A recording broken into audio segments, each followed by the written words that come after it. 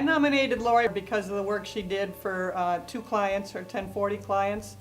Their names are Karen and Millie, and they usually come in every year for a tax appointment. This year they came in, and Lori noticed right away something was wrong with their brokerage statements. There were quite a bit of sales. Karen had 1.3 million of stock sales, and Millie had 450,000. So this was way, way, way out of their range of their normal activity. So it alerted Lori about what was going on. Lori brought the case into my office and had mentioned to me that she found it very odd that a client of hers who had lost so much money in the market, that the positions didn't pay any sort of dividends or capital gains. Just with her forensic ability, something seemed out of place. It didn't take long at all to identify the problem. The broker that this client was using actually took the client's funds and put them into almost all highly leveraged positions, which basically means that each fund manager was taking the client's money and purchasing equities, however, buying derivatives or even borrowing on that money to increase their equity position 2 or even in some cases 3 times what they should have had. Unfortunately, this was done at a time in the market when the United States was trying to recover from the credit crisis that we had, and many companies failing, so the market went down significantly. To include the client's account, they lost more than 50% of their assets. She's CPA, plus she's also a CFE, a fraud examiner, so she liked any of this kind of stuff. If anything looked like there might be a possibility something's not right, she definitely was all about figuring that out. She cared for her clients, obviously. Yeah. She looked out for their best interests. She was a good accountant. She loved to dig into things, and she taught me to watch out for, she loved her fraud accounting, and she helped me learn to watch out for different items. She saw somebody who was doing something else wrong, and she would not let something like that go. There's judgment and there's everything else in our profession, but when she sees something wrong, she would not let something like that go. I kind of feel sorry for the guy she got her teeth into, but I don't feel sorry for him, actually. We warned the client that it wasn't going to be easy to try and recover everything that they thought that they lost, but we did assist them in the legal process to try and recover as much as we could. Fast forwarding 12 months then, with Lori checking in on her client the whole way through to make sure that they understood what was happening to them and they were doing okay with the process. We got word on a Friday that they had recovered a significant sum, and we were going to work out on Monday how the check was going to be produced, where it was going to be sent, so forth and so on.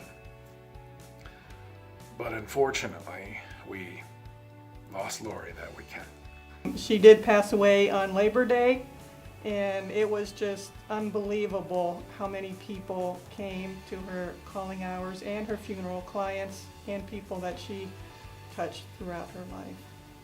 Lori gave a sense never to give up. There's no obstacle too big. And just hammer at it and you'll get through it. Lori had the best relationships with her clients. Friends, really, not clients. She does take her work personal, and she tried to communicate that with her clients. And now that she's not here with us anymore, I see that, getting to talk to either clients that we worked on together or clients that that I was not involved with her on, and but I am now. They loved her, they cared about her. But what I heard from everybody was, she was just always asking about them, how they were, if they're okay, and she cared more just about the numbers. She tried to get to know something about the people. This is how Lori was with all of her clients. They were all the closest of friends. Heck, we are all and were the closest of friends with Lori. We all loved her a great deal. She was so kind and compassionate and funny and committed to her job. Her license plate used to say "Have fun." That was her motto with her and her girlfriends that all went to Ursuline together. So that license plate was nice to see out in the parking lot too. I mean, who has clown noses in their desk? I love that. Lori did. You know, she was our leader come party time in the office, tax season party. She was always the first one there, the last one to leave. Not because she just wanted to make sure everybody's taken care of, everybody was having fun. You know, that's really what she did. Her husband had passed away when her kids were fairly young. And she always said when she saw a blue heron, that was her husband, Mark, kind of checking her out. So, but she didn't call it a heron, she called it a herring. And those 20 years, I could never correct her on it because it meant something so special to her. And so now, when I'm out in nature and I see a blue heron, it will be a herring to me, and it will be my reminder of Lori. And I appreciate all her friendship through the years, and I miss her. Lori was a strong, independent, intelligent person that you could always rely on. And it's a shame that she was taken from this life too soon.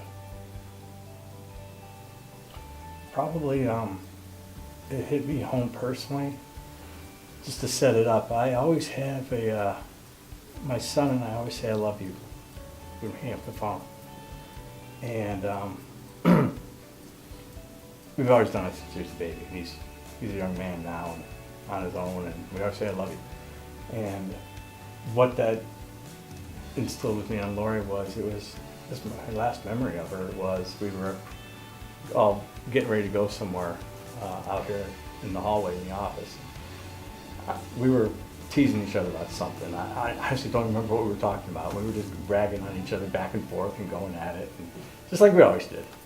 And she stopped and she looked at me. She goes, "Well, why do you say that, Alan?" I said, "Well, come on, Laura, you know I'm a jerk." And she stopped dead in her tracks. And she looked at me and she goes, "I love you, Alan, you know that." And I just looked back and I said, "Right back at you." And I just kept walking away. And that's my last memory. And I think that's a great one to keep. Every life is worth celebrating in some respects, but Lori's, well, she deserves this and more. How can I miss her? That's all I can say.